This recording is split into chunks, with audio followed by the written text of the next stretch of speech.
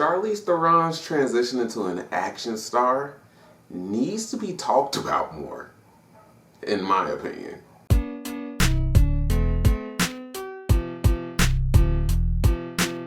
What's up, guys? This is Courtney, one half of the Brothers Deconstruction here, and I'm bringing you my review for The Old Guard. The Old Guard just came out on Netflix. It's an action movie that's actually based on an Image comic, and it stars Charlize Theron, Kiki Layne, Chiwetel Ejiofor, as well as, and I need to look at my phone for this, Luca Marinelli, Marwan Kenzari, and Matthias Schoenaerts. Hopefully I didn't murder any of you guys' names, and I say that like they're going to be watching this review. This is an overall interesting film to me. I wasn't familiar with the comic, but after watching this film, I actually did order the first volume of the trade paperback for the comic, and I pre-ordered the second volume of it as well, because the movie is just that interesting to me. So I want to see what they included, what they didn't include in the film. But Charlize Theron and the three men that I named, except Chiwetel Ejiofor, they're immortal soldiers, right? So they're immortal beings who have lived for a very long time, and they're a team of soldiers that, do spec op missions. And the film starts out, I didn't realize it at first, but the film starts out with a look at everybody dead, and it has a voiceover by Theron's character, Andy, and I forget the actual name of her character. And then we get a look at what leads up to that opening scene of everybody dead on the floor. And the movie is basically about her team coming across another immortal like them, who's played by Kiki Layne. They basically find her, bring her into their group, and then they're already on a beeline toward this one particular mission. So they're like, okay, well, there's another one of us. We need to find them because they're going to have a lot of questions. They're going to be confused right now. So let's just go ahead and kind of pull her in while we're on our route to this mission. And I think overall the action is really, really good, and it has a lot of cool set pieces, and it's shot particularly well. There's not a whole bunch of jump cuts. There are cuts as far as, there'll be a short sequence, and when I say short sequence, I mean like 5 to 10 seconds, not, half a second cut. But there'll be a short sequences of two people fighting or a person shooting at another person, and then it cuts to a second, group of people doing the same thing, and then it'll cut back. Those are type of cuts, but it wasn't like jarring jump cuts every half second all over the place, or it wasn't cuts to kind of mask the actors who may or may not have actually been participating in the stunt or the fight choreography. But most of the time you got full views of the action that was going on, and that's always appreciated. And like I said on the intro, Charlize Theron's transition into an action character needs to be talked about more, because she did Atomic Blonde. Of course she did Aeon Flux, which was years ago, but she did Atomic Blonde, and that was done, the stunts on that film were done by the team behind the John Wick films. And she has some stunts in this film that remind me of her work in Atomic Blonde. It's very much the same kind of, I think it's judo, like throws and hip rolls and grabbing somebody and leveraging yourself to flip them over you. There's a couple of moments where I was like, oh, that's her Atomic Blonde training coming back, that's all. But it was still impressive nonetheless. But the main thing for this film for me is like the moral questions that it brings up. Overall, I think the film is really, really entertaining, and it does deserve to be watched. And again, it has me seeking out the comic book for it. But the question overall is interesting because, again, they're immortal. Chiwetel Ejiofor, he's a CIA agent, that sets them up in the beginning of the film. And you can kind of see the setup coming. He's working with a scientist or a CEO of a big pharma company, and he's trying to basically unlock the secret to immortality or curing a bunch of diseases in the world, right?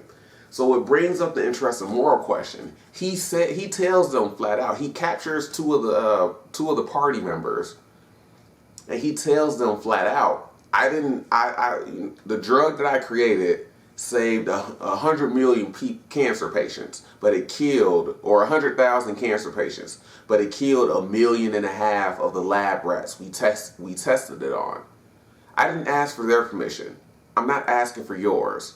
This is your moral obligation to share this secret with the world. Is it really though?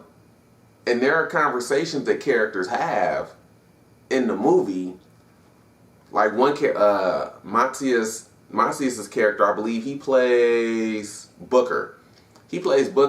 Booker and Kiki Lane's character, Niall, they have a conversation, and he kind of explains why you have to separate from your family, because his youngest son died of cancer when he was 42. Mind you, this guy has been living for hundreds of years. And he basically breaks it down as people are going to, once they find out about this gift or ability that you have, basically that you're immortal, they're going to demand that you share your secret. And once you say that you can't because you don't know how, they're going to think that you're lying. They're going to hate you for it. And then what? You're losing a whole bunch of people because they feel that you're obligated to share your secret so they don't have to suffer, they don't have to die, everything like that. If there's a person who was immortal, are they obligated to share their genes or their secret to help the rest of the world? Because on one hand, you would think, are they obligated? Yes, they're obligated to do that because they can save billions of lives. On the other hand, shouldn't they have a choice in deciding? Because in this film, this group of people, they're not given a choice to decide whether or not they want to help out in that way. Because one, they don't know why this is happening to them or why it happened to them. They can't choose, oh, hey, yeah, take some of my blood, do whatever you want with it. Because as we can see in the film, Merrick, who's played by Harry Melling, and he has such a punchable fucking face, and he looks annoying as shit.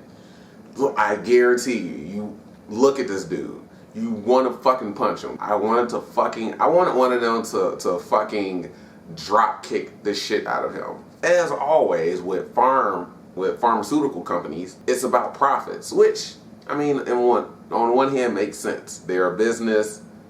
They have to fund the research somehow, right? But at the same time, they're leveraging medicine that can save lives so they can make power plays and profit off of it. So Merrick is the guy who wants to capture them, run tests on them, do whatever needs to be done so he can take their DNA and create a all-healing cure or solve the cure immortality. Now, Chiwetel's character, he's in it for the science. He's like, look, we're doing this for science, not for profits. Clearly, there's some type of disconnect. This isn't what we agreed on. But that's what happens when you don't give people the choice. Because he went out and he captured these people and he started running these tests on them.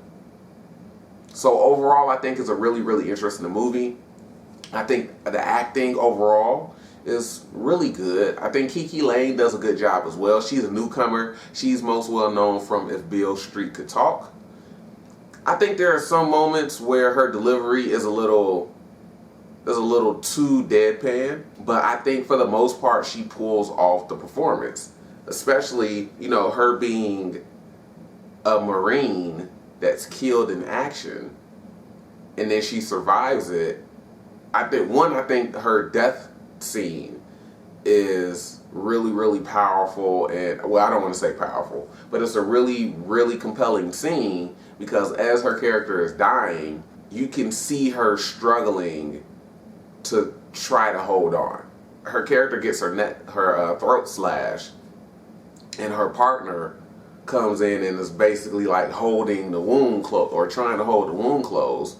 And you see her, she's not talking or anything like that. You kind of see her gasping for air, but you also just kind of see like the little subtle things of her grabbing her partner's sleeve and like just holding on to it. And then you see her hand like shaking at some point, and it's like, oh shit, she's really this is a key moment how you would imagine somebody who didn't come into this situation expecting to get killed today, and having somebody there that they know trying to keep them alive. She's kind of ostracized because the partner who held the wound closed swears up and down that she saw her die, which she did, because she did. And then she wakes up in the medical bay, and everybody's kind of looking at her weird, because it's like, that girl died. Why is she still up and walking around? And it wasn't like oh, they died and they brought them back. No, she died. And she's just up doing sit-ups out front, and she doesn't even have a wound on her neck. There's some interesting interactions overall between the characters, and I just think overall it presents, and even with her, when they bring her in on the fold, she's very hesitant and resistant to it. She says, no, if I'm immortal, I still have time with my family to see them and love them and interact with them. They're going to grow old. I'm not. I want to go spend time with my family. And Charlize's character, Andy, is just like, look, we're all you have now. Nobody else is going to accept you. We understand what you're going through. So yeah, I think overall it poses really, really interesting questions. And that's a big, big moral question. Should a person that's immortal be obligated to give up their genes so cures and whatever type of medicine can be synthesized from it? Or should you just go and kidnap the person and run whatever test you want on it? Now, mind you, Merrick is a bit of an asshole, not only because he wants to profit off of this, and not only because he basically kidnapped these people to run these tests on them.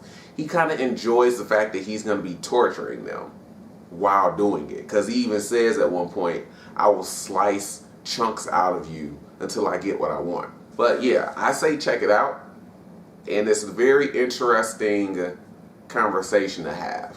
So yeah, hopefully this wasn't too long.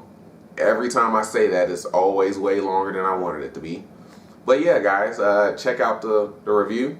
Check out the other videos on the channel. I know I haven't been around lately, but again, just wanted to take a break. Kind of got burnt out. Kind of got a little overworked, and stopped really enjoying watching films and everything like that. So I wanted to take a little bit of a break. But after watching this, this was something that I was compelled to talk about. And it's really, really interesting and deserves conversation about it. So as always, guys, I appreciate the support, whether it's 1, 5, 10, or 100 views. And I'll catch you guys later.